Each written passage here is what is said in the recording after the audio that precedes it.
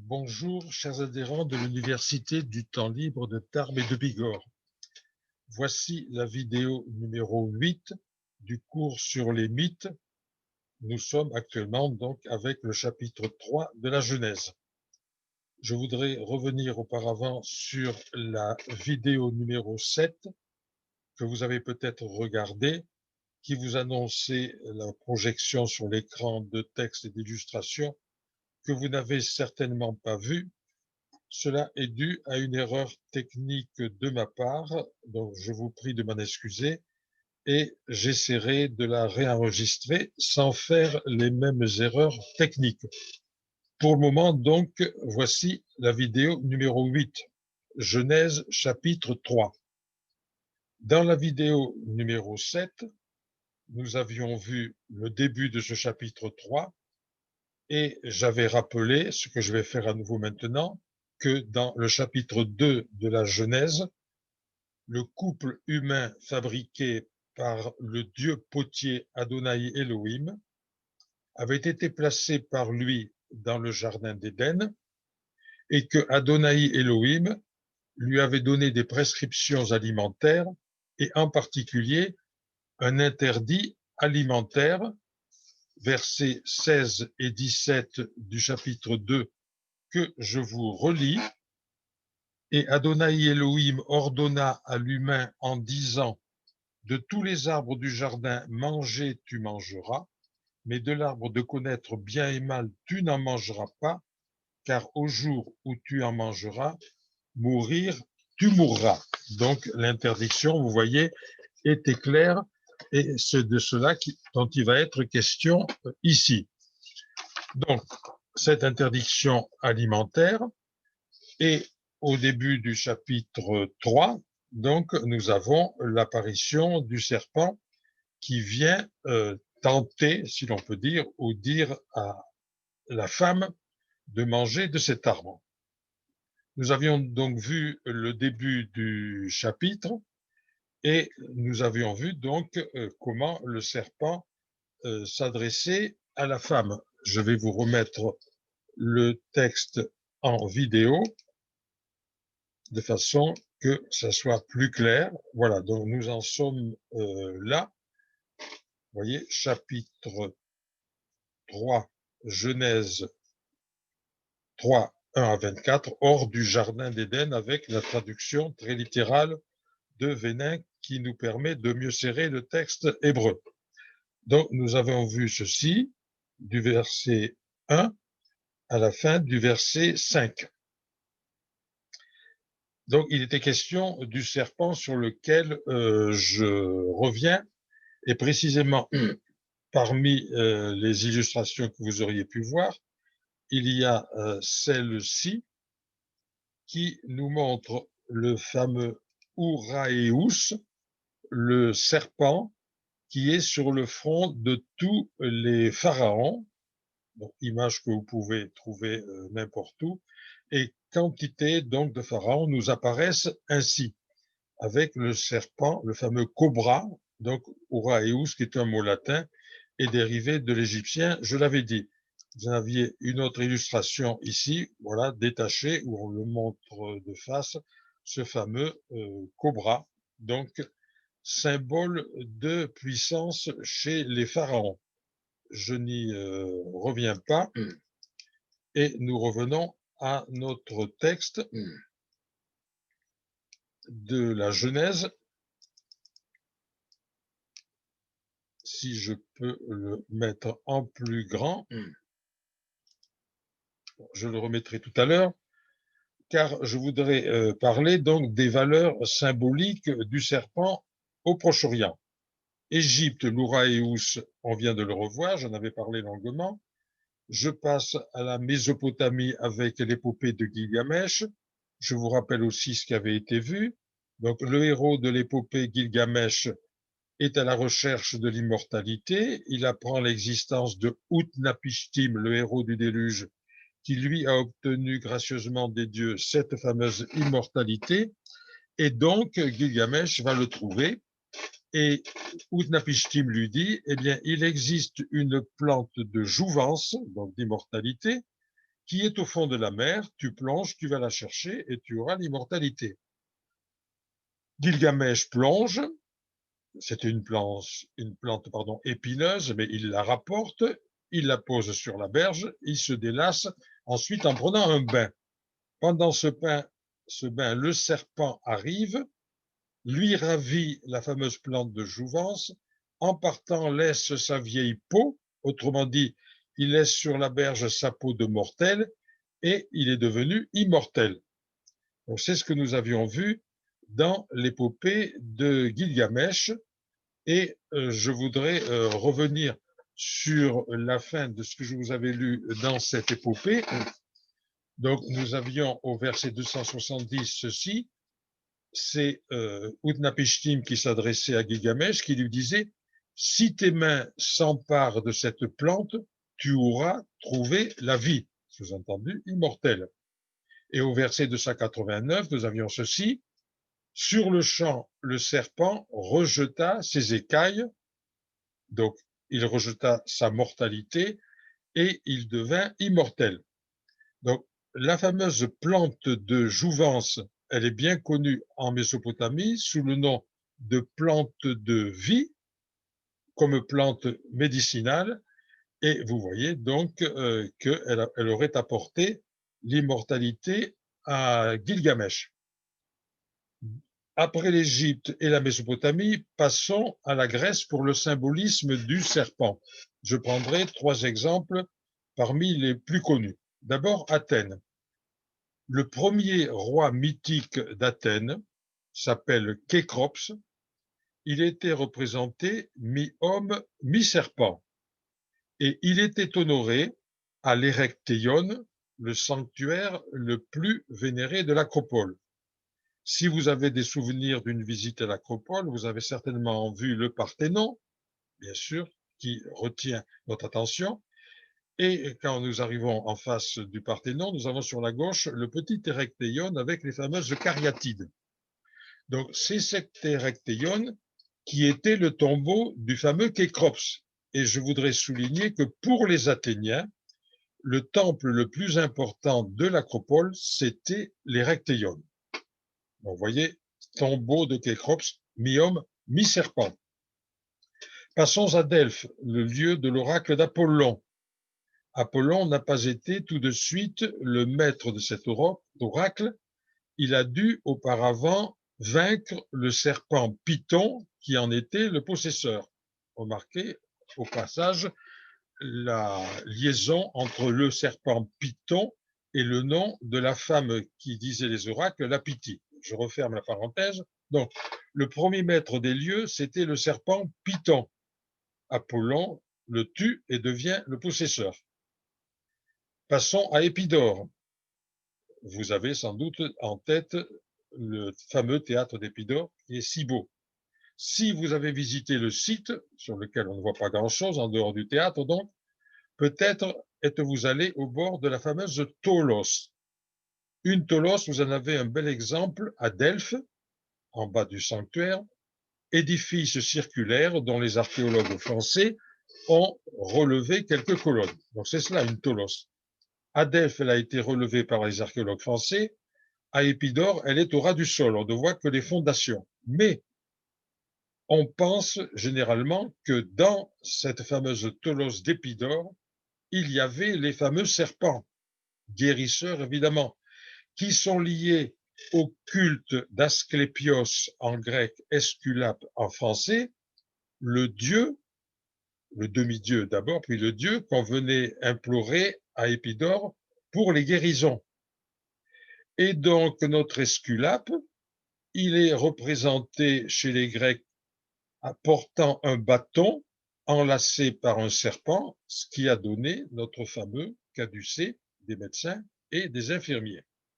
Voilà, donc en Grèce, Athènes, Delphes, Épidore, vous retrouvez le serpent avec toutes ses valeurs importantes de puissance et de guérison. Passons maintenant à l'Ancien Testament avec un épisode bien connu de l'Ancien Testament, le fameux serpent d'airain. Je vous en dis quelques mots. Les Hébreux ont donc quitté l'Égypte, traversé la mer Rouge à pied sec, nous dit la Bible. Ils sont pour le moment dans le désert de Sinaï, en route vers la terre promise, vers la terre de Canaan. Et cet exode, donc ce passage dans le Sinaï, est long et extrêmement pénible, et très souvent, les Hébreux se plaignent à leur chef Moïse. Et dans ce contexte ici, ils se révoltent contre Moïse, et Moïse va donc trouver Dieu pour lui faire part de la révolte de ses troupes. Je vous lis le passage. Le peuple vint trouver Moïse en disant, non pardon, je remonte un peu plus haut, ils partirent, les Hébreux, de hors la montagne par la route de la mer des Joncs, c'est le passage de la mer Rouge, en contournant le pays d'Édom. Mais le peuple perdit courage en chemin. Le peuple se mit à critiquer Dieu et Moïse. Pourquoi nous avez-vous fait monter d'Égypte? Pour que nous mourions dans le désert? Car il n'y a ici ni pain ni eau, et nous sommes dégoûtés de ce pain de misère. Il se révolte contre Dieu qui va sévir. Alors le Seigneur envoya contre le peuple des serpents brûlants, il faut entendre sans doute des insectes dont la morsure était brûlante, cuisante, qui le mordirent, et il mourut un grand nombre de gens en Israël, sanction divine après la révolte. Le peuple vint trouver Moïse en disant, nous avons péché en critiquant le Seigneur et en te critiquant. Intercède auprès du Seigneur pour qu'il éloigne de nous les serpents. Moïse intercéda pour le peuple, et le Seigneur lui dit, fais faire un serpent brûlant et fixe-le à une hampe. Quiconque aura été mordu et le regardera aura la vie sauve. Moïse fit un serpent d'airain et le fixa à une hampe, et lorsqu'un serpent mordait un homme, celui-ci regardait le serpent d'airain et il avait la vie sauve. Vous voyez, l'épisode est clair, et il est intéressant en particulier de noter, en sortant à peine de notre texte ici, que le Dieu soi-disant unique des Hébreux, Yahvé, dit lui-même à Moïse de fabriquer ce qu'il faut bien appeler une idole, un serpent d'airain, auquel s'adresseront les Hébreux, évidemment mordus par ces insectes terribles, et en regardant cette idole, donc en lui rendant un culte, ils seront guéris. Donc je note au passage que le soi-disant monothéisme des Hébreux, pendant très très très longtemps, fut en réalité un polythéisme, et la Bible est claire ici, puisque c'est Yahvé lui-même qui dit à Moïse de fabriquer une idole d'un Dieu pour guérir les Hébreux. Je referme ma parenthèse. Donc, ce qui nous intéressait, c'était évidemment la valeur de ce serpent. Donc, concluons sur le serpent dans la Genèse 3, puisque, vous l'avez vu, on le reverra tout à l'heure, c'est le serpent qui apparaît dès le début pour s'adresser à la femme. Premier point de ma conclusion sur le serpent dans Genèse 3, le rédacteur final de Genèse 3 appartient à un milieu culturel, celui de la Méditerranée au sens large et du Proche-Orient, où, quels que soient les polythéismes, le serpent rassemble en lui des valeurs symboliques diverses et puissantes que je voudrais réénumérer. La puissance divine de cet animal, considéré comme étant en contact avec le monde divin, l'Uraeus du Pharaon, le serpent d'airain qu'on vient de voir, dans la Grèce aussi, pensez à Kékrops, etc.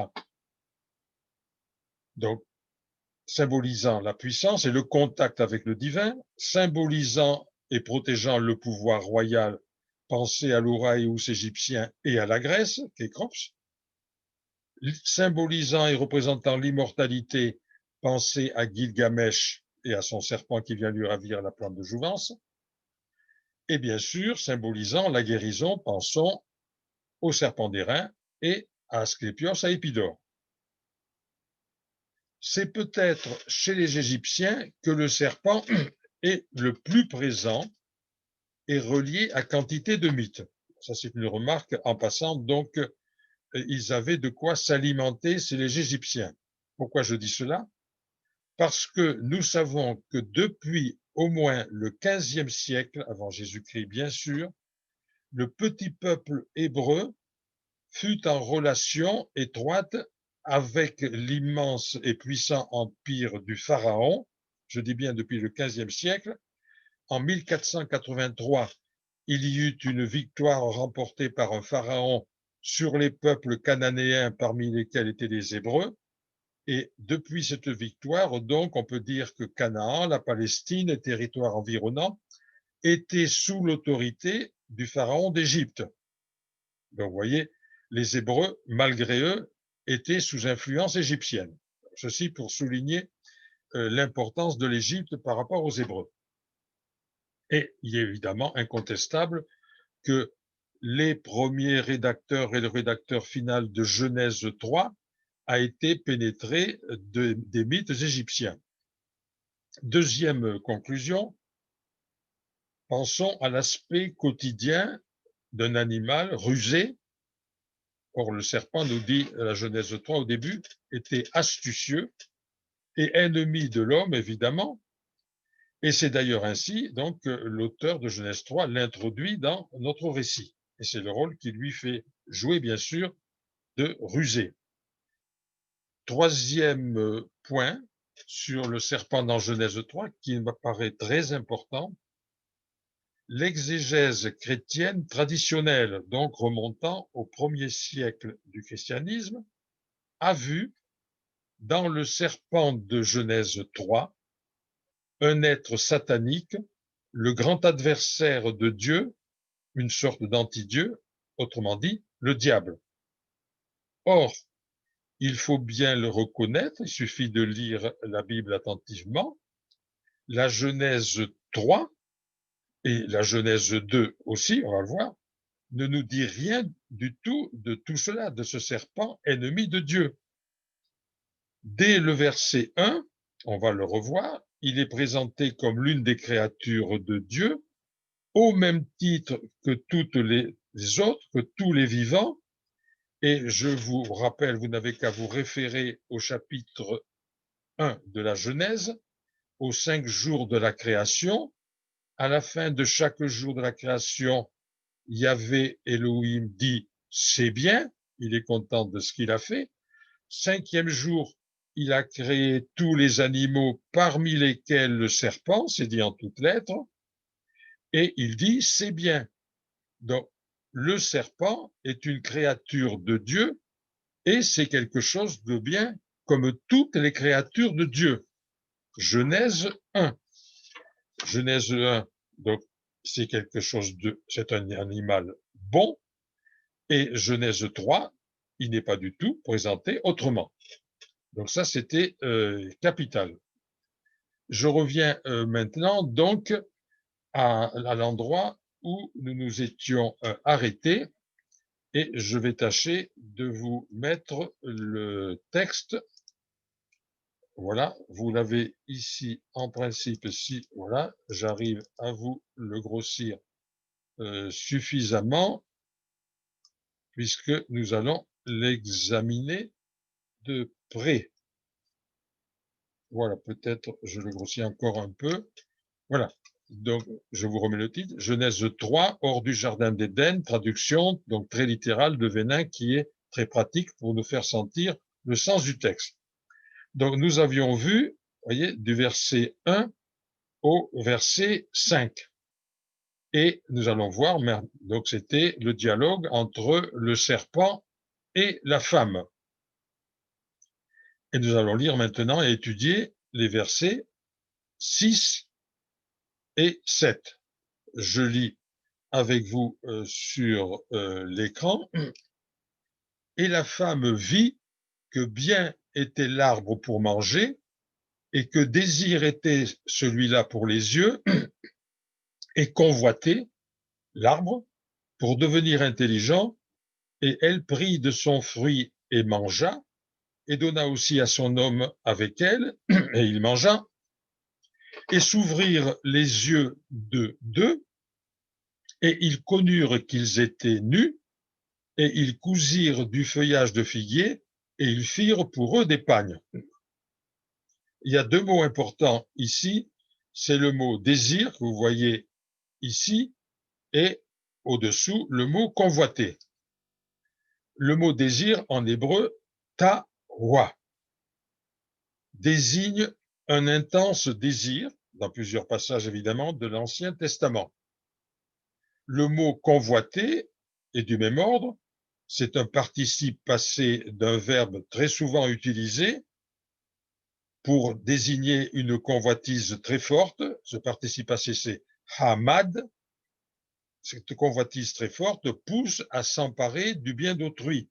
Par exemple, on le trouve dans le Deutéronome pour les commandements de Dieu et qui incite à ne pas convoiter la femme d'autrui, le bien d'autrui. Donc, il s'agit, vous voyez, d'une convoitise très forte.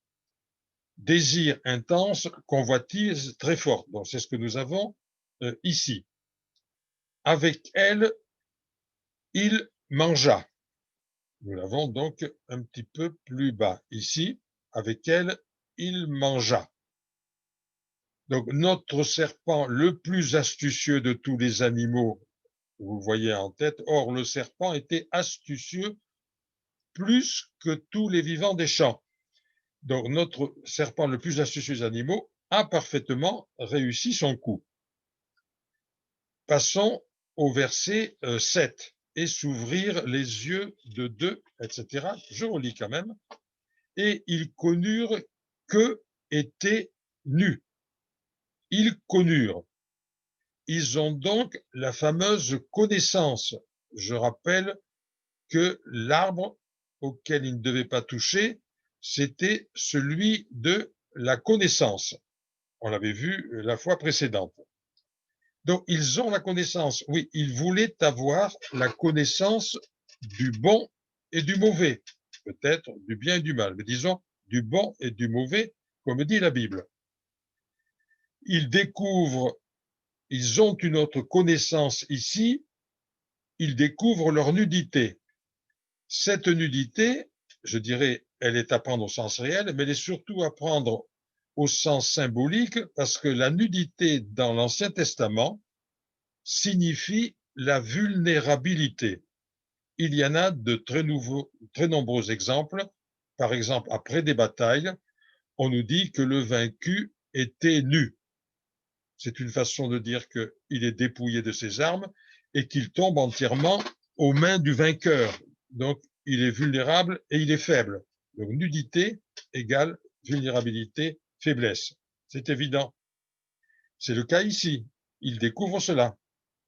Et donc, du coup, ils découvrent que leur relation avec les animaux et avec la terre, puisqu'ils sont devenus, eux, vulnérables, est altérée, alors qu'au début, tout devait bien se passer.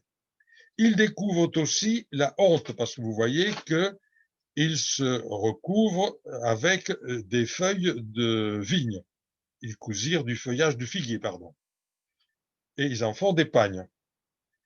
Autrement dit, auparavant, ils étaient bien nus, ils voyaient leur nudité, mais cette nudité ne leur causait aucun problème.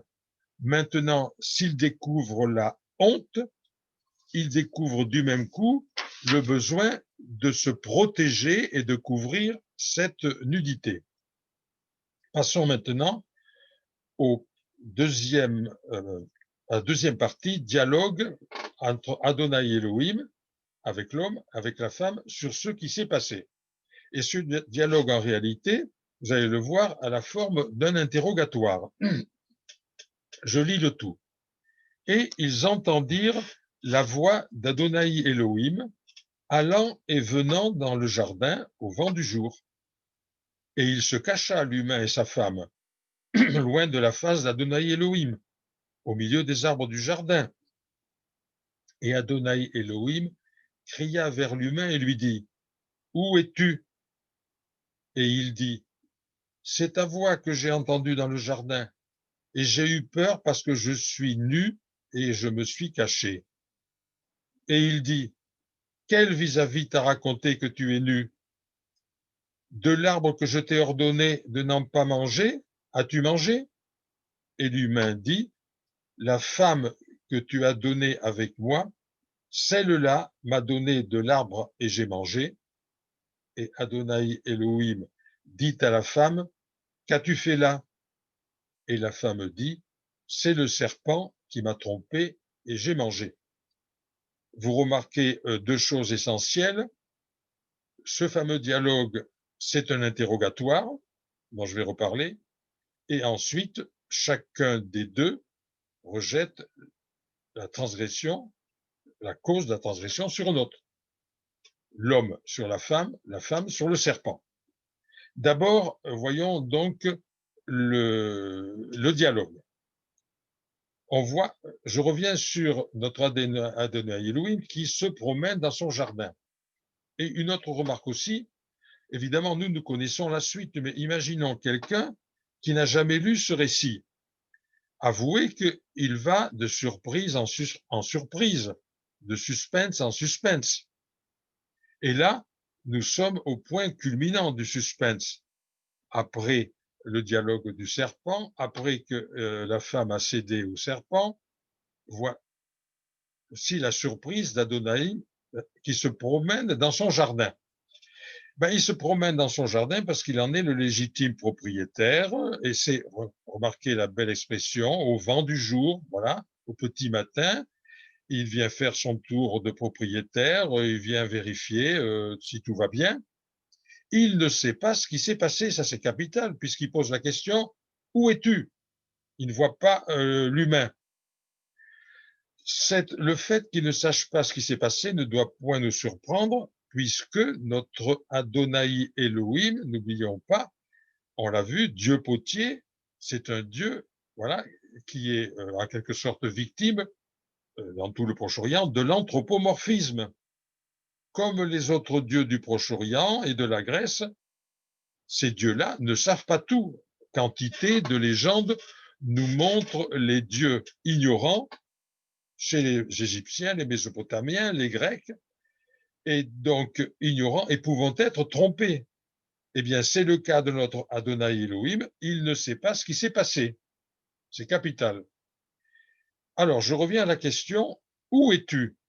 Elle a l'air presque innocente. En réalité, en hébreu, elle traduit bien la forme d'un interrogatoire judiciaire. De même, que fais-tu? Qu'as-tu mangé?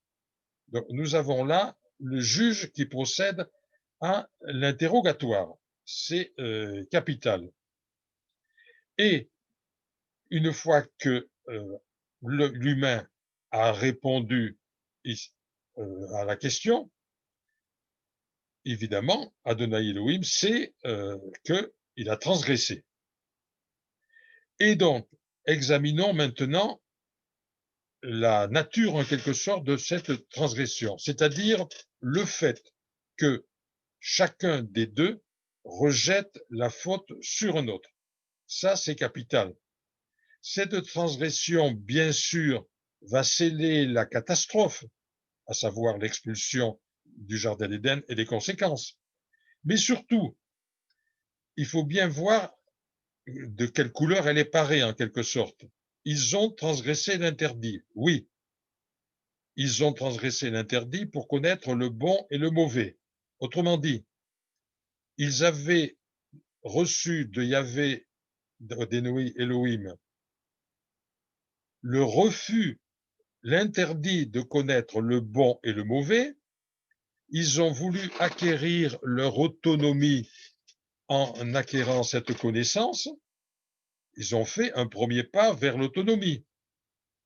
Mais ils ne font pas le deuxième pas qui consiste à assumer ce qu'ils ont, la transgression qu'ils ont faite.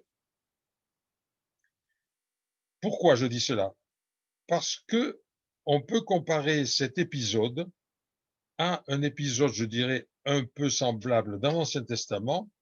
C'est le fameux épisode de David et de Bethsabée. Je vous raconte très rapidement l'épisode. Je réserve la lecture très intéressante de ce passage dans la Bible pour la prochaine fois. Donc, c'est le fameux roi David. Il est en guerre avec ses voisins. Lui est au palais et ses généraux s'occupent de la guerre. En particulier, un certain général Uri, hittite, donc qui est un allié et qui est un des généraux importants de son armée. Notre David est donc dans son palais. Il est sur la terrasse de son palais à Jérusalem. De la terrasse du palais, en regardant un peu plus bas, il voit une belle baigneuse qu'il faut imaginer nue, qui s'appelle Bethsabée. Il en tombe amoureux. Il couche avec elle. Bethsabée est enceinte. Oui, mais Bethsabée est l'épouse donc de ce fameux général Uri, qui est dans l'armée de David. Que fait David?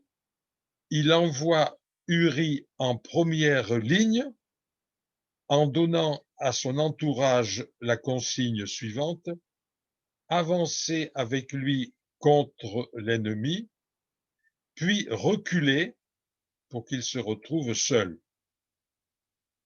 Uri est tué, David épouse Bethsabée.